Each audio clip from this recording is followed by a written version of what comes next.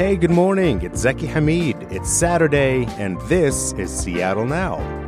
Today, we're bringing you the best from the KUOW newsroom. Summer's on the way, and Seattle's beaches are about to be packed for the next few months. As you may have heard on Casual Friday this week, the city wants to curb late-night crime at its beaches and parks. So they'll be imposing beach curfews, putting in physical barriers like new gates, and increasing police and park ranger patrols. Amy Radel has more on how Seattle's legendary summer will be a bit different this year. Here's Amy. Robert Johnson is president of the View Ridge Community Council. His group has pressed city officials to address what Johnson describes as large parties, reckless driving, property damage, and shots fired on warm nights in Magnuson Park in northeast Seattle. Johnson says people set up big speakers that can be heard across Lake Washington. That starts the process of people congregating, and it just turns more serious when they're shooting off guns in the park. Mayor Harrell's summer safety plan for the parks includes several changes at Magnuson, including new gates and barriers and an earlier boat ramp curfew of 10 p.m. And effectively close this section of the park, which is where most of the partying and most of the incidents that occurred last summer occurred around this boat launch. Why are boat launches such a magnet for gatherings and problems on summer nights? John Hyinga oversees emergency management and park rangers at Seattle Parks and Rec. He says it's mostly the allure of the large, flat parking lots needed for people to park their boat trailers. It creates a very large, open, flat area for people to test out their different cars that they've been working on. Hyinga says the Parks Department is funding evening patrols by Seattle Police at 3 local parks this summer, Alki Beach, Golden Gardens, and now Magnuson.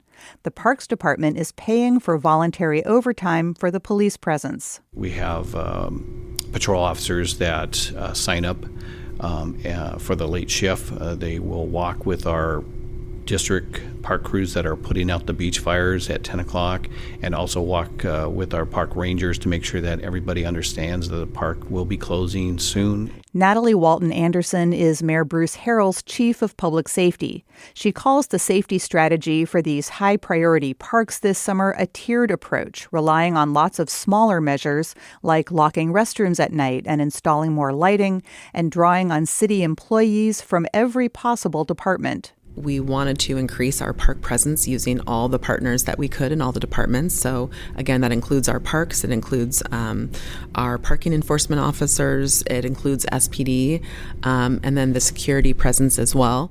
Private security is responsible for closing and locking gates at boat ramps each night. New gates will also be installed at Magnuson and Gasworks Park by the beginning of July.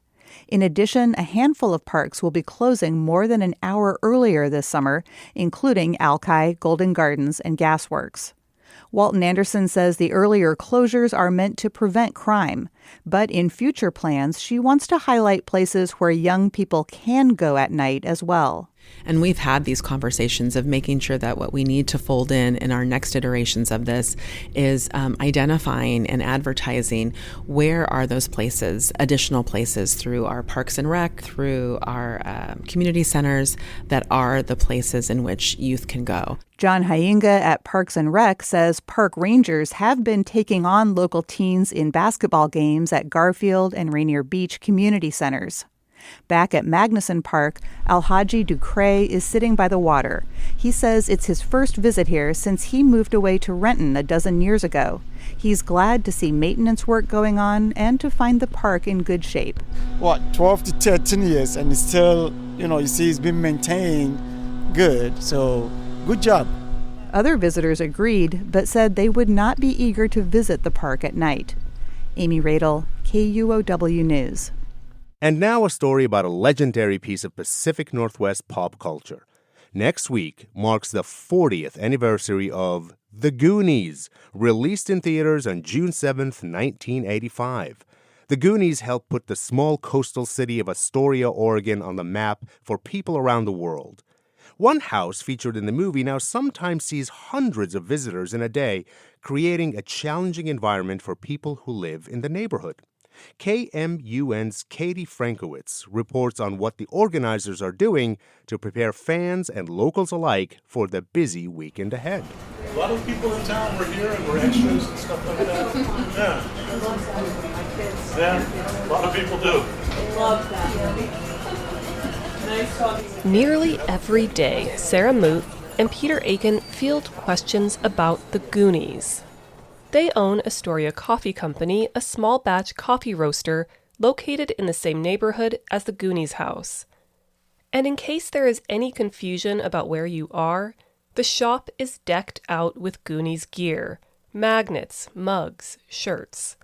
We really love all the people that come here for it. You know, they're always like so happy to be here. It's like pilgrimages for them. And we had one guy from Soviet-era Poland who was like, it had been his life dream to come here. So and they're all usually very nice and very happy.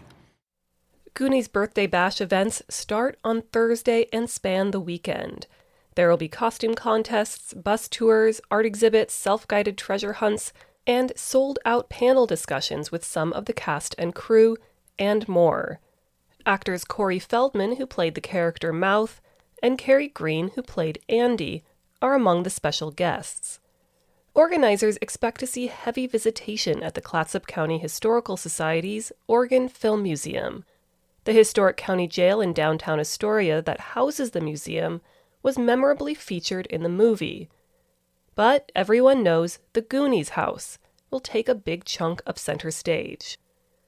In the neighborhood around the house, there has long been a complicated relationship with Goonies fandom and the attention it brings to what would otherwise be another quiet corner of Astoria. Mac Burns is the executive director of the Clatsop County Historical Society that operates the Oregon Film Museum and has been in charge of organizing the Goonies' 40th anniversary celebration. With the fraught history of the Goonies house neighborhood in mind, Burns hosted a neighborhood meeting ahead of the Goonies weekend. Obviously, with signature things happening in Astoria, there are going to be a lot of people here. Definitely the neighborhood around the Goonies house is always concerned, and there are definitely an impact on the folks that live in that neighborhood, so we're trying to mitigate that as much as possible. The main streets leading to the narrow side road that goes up to the Goonies house will be closed to local access only. Bus tours will take people to the area.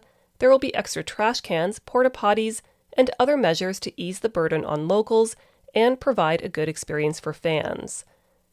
For superfan Bayman Zachary, this will be the first major anniversary celebration he's participated in since he bought the Goonies house in 2023 with the stated intent of making it more accessible to fans. Some people save all year so they can afford to bring them, their spouse, their kids, just to pay pilgrimage to this house. And they're all smiles. They got a welcoming odor.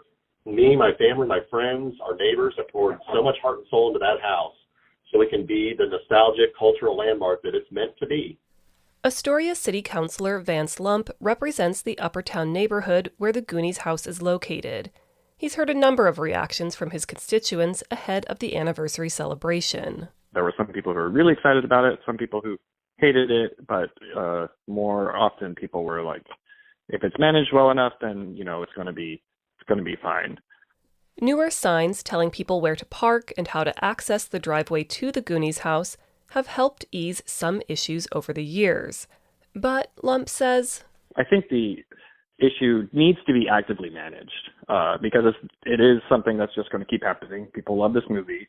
The house is owned by a huge fan of the movie who encourages visitors, so that's not going to change anytime soon as far as I can tell. Burns agrees. He says there is an enduring appeal to the movie. And, as anyone who has seen the movie can tell you, Goonies never say die. I'm Katie Frankowitz, reporting. Thanks for listening to Seattle Now. Our production team includes Caroline Chamberlain-Gomez, Andy Hurst, Vaughn Jones, Brooklyn Jamerson Flowers, Paige Browning, and Patricia Murphy. Greg Kramer does our theme music. Seattle Now and KUOW Public Radio are members of the NPR network. I'm Zeki Hamid. Be kind to each other, and we'll see you soon.